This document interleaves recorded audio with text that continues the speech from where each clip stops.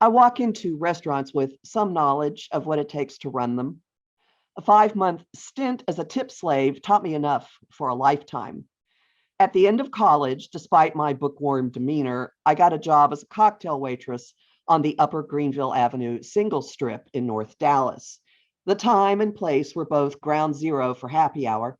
It was the height of the 1970s, when 2-for-1 drink prices were years away from state prohibition, and I was working in Party Animal Central, the very place that pioneered frozen margaritas, rather the frozen margarita machine.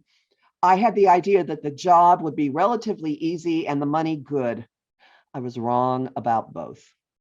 The first day alone was a crash course in the unrelenting tension and frustration that pervade food service. I walked into the kitchen and saw a waitress hurl a tray across the kitchen at a waiter and unleash a blood-curdling torrent of swearing. What in the world would make somebody do that, I wondered. Lots of things, I soon learned. Nothing ever pushed me to such a satisfying self-indulgent display as that waitress, whom I'm pretty sure quit that same day. But within a month, I was telling a manager I would throw up if he didn't get a chili relleno he wanted me to taste out of my face. I could cope with pranks. Hold that thought. I could brush off the Cat Stevens look-alike Pakistani bartender biting my shoulder while I was hoisting a tray of double your pleasure margaritas for takeoff. I could even deflect come-ons with split-second timing, not to mention enough wit to leave the refused favorably disposed toward the critical matter of the tip. What was tricky and the source of constant aggravation was being first in line if the customers fire. I always owned up to my own flubs and got adept at projecting, oh, we'll pay for the dry cleaning over my shoulder while dashing back to the kitchen for a towel to wipe up a drink I'd spilled on a customer. Spills I got down to about once a week. Almost every shift, though, I had to take the heat for someone else's action. A waiter in the restaurant bungling a drink order, me, you didn't order a Cuddy and Coke. Repulsed customer, no, I said Bacardi. And a waitress swiping what was rightfully my order of nachos, and customers trying to hold me responsible for what they had ordered. College students and high school counselors especially suffered a memory loss on arrival of the bill that subtracted a couple of rounds from the number I'd rung up and inevitably delivered. As far as management was concerned, collections were my problem. No, one way or the other, the register amounts were coming out of my till at the end of the shift.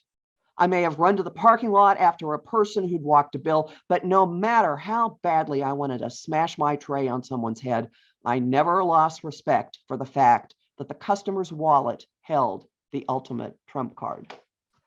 Circling back to that, hold that thought, pranks.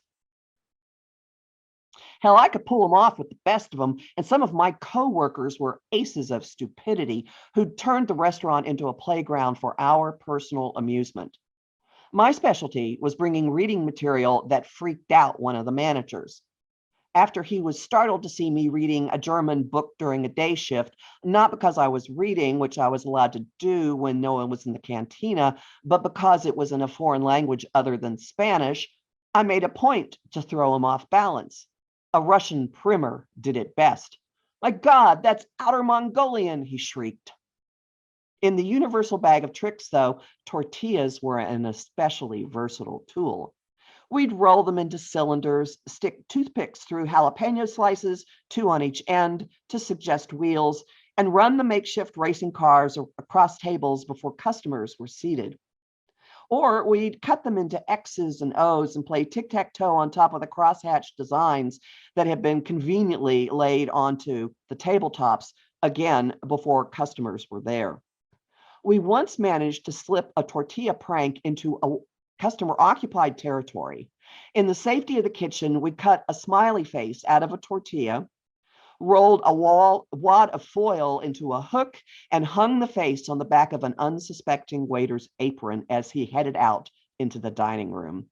The fact that we laughed ourselves into dribbling, quivering incoherence over that one is probably as much a commentary on the level of tension we endured as it is on the level of our maturity. But the best and most ongoing prank of all was one that we had to live through straight-faced. The menu had a special dinner called, in an unintentional stroke of genius, the Revolution platter, that inevitably got ordered by packs of old Anglo ladies. The way this was served played up the celebration aspect. Every waiter in the place had to pitch in, don a sombrero, and sing while loading platters onto the table. And what they were to sing was La Cucaracha, that catchy tune about the hard-to-catch varmint we call a cockroach, or maybe something else. As if there were not enough amusement value in serenading affluent blue hairs about an insect associated with filth, while serving something named after a bloody break from tyranny, the waiters invariably went one step further. They rewrote the words, which were in Spanish, of course, to slip in descriptions of sexual acts upon their customers' female ancestors. The old women always beamed.